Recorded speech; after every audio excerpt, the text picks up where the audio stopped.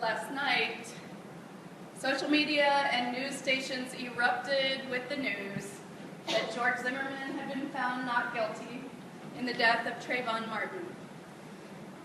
People were swift to record their reactions, often their first reactions, which included outrage, smugness, heartbreak, fear, calls for action, and prayers and pleas for peaceful protest. I'm sure that there's a range of different reactions in this very room. We wouldn't be human beings if there weren't. One of the most poignant responses for me was that of Elka Kennedy, a woman that I had the privilege of meeting a few years ago. In 2007, Elka's son, Sean, was standing outside a bar in South Carolina, and another man, after calling Sean a number of gay slurs, punched Sean in the face. Sean, age 20, fell to the ground and hit his head, dying 20 hours later. Sean's killer was convicted of manslaughter and served less than 3 years in prison. On her Facebook profile, Elka said that her heart goes out to Trayvon's family and that she understands what it is like to be the mother of a son whose killer did not receive justice. Along with many of my clergy colleagues, I felt called to pray and rethink what I had to say this morning and found myself going in an entirely different direction than I had originally intended. So it was an early morning for me. Jesus' story about the Samaritans seems even more relevant today, when we are faced with a real and recent situation that pushes us to ask, along with the expert in the law, who is my neighbor? The answer that Jesus gives is not to tell us who is our neighbor. I find that really interesting, and I think maybe Jesus thinks we should already know the answer to that. Jesus comes back at us with a story that turns our expectations on their heads and says to us which one in this story was a neighbor. When I was in seminary, I remember having a conversation about how parents of dark-skinned children must raise them differently in order to navigate a world of prejudice and privilege. One woman shared how she told her teenage son, "If you want to hang out with your friends, do it inside one of their homes or inside our home. Don't hang around outside with a group of black kids. Go inside somewhere. Otherwise, people will see you and think you are up to no good."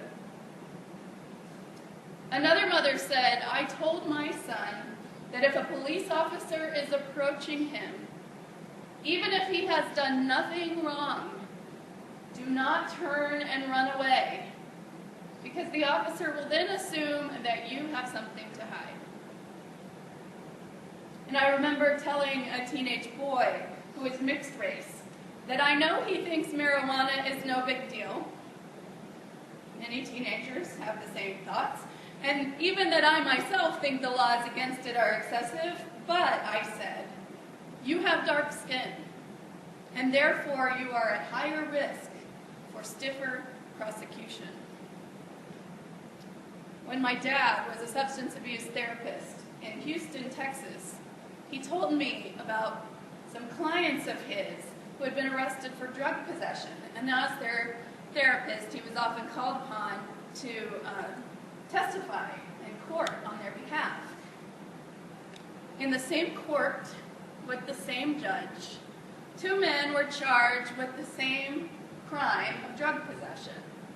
Neither had prior histories. One was white, one was black.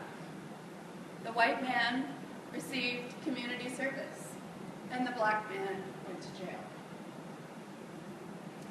In Ithaca, the school superintendent, who is black, met last year with a group of clergy and shared with us that he notices the way that white women clutch their purses when he walks by or gets into an elevator with them, and how he has a much harder time getting a table in a restaurant when he is wearing jeans and a t-shirt as opposed to a suit and tie.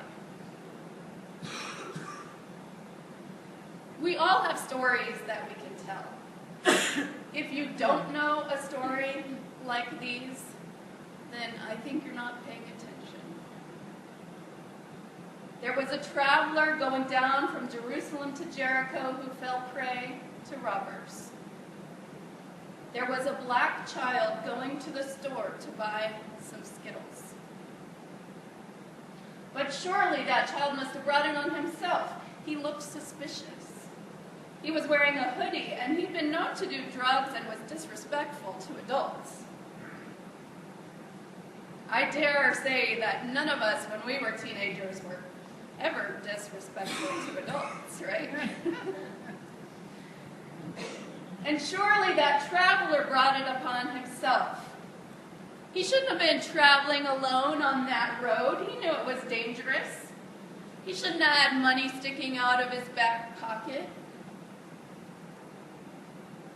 But no, that is not what Jesus says. And instead he says, the religious leader and the one known to be holy, the Levite, set apart. They walk right on by.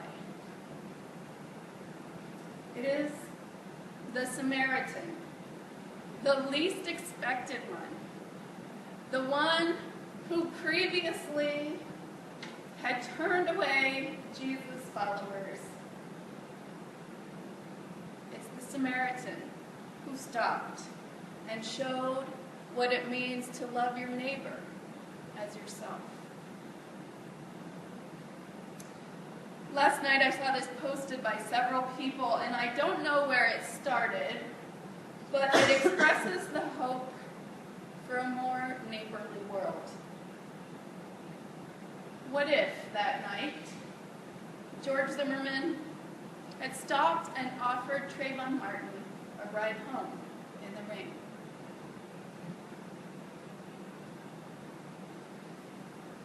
A couple weeks ago, I asked you to submit questions you might like me to do a sermon on, and I will find time in the next couple months to address those.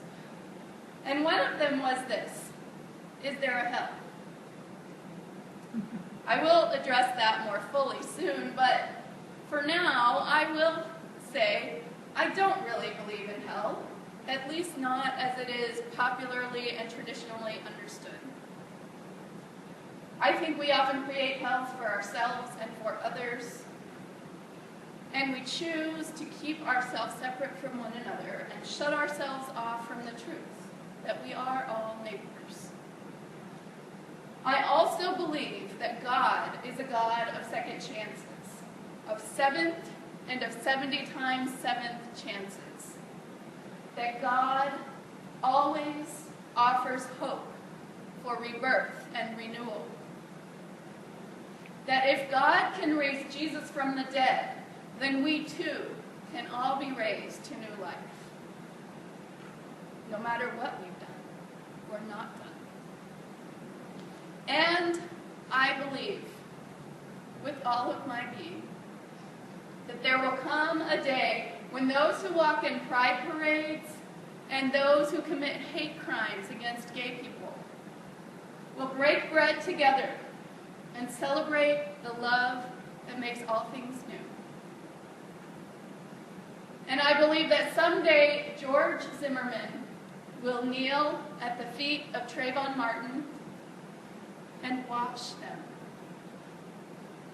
And they will embrace, and their tears will mingle and flow together into the river of life, that living water that renews and recreates and refreshes us.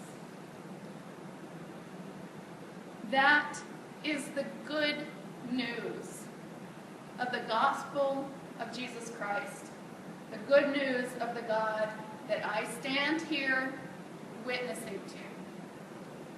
Thanks be to God.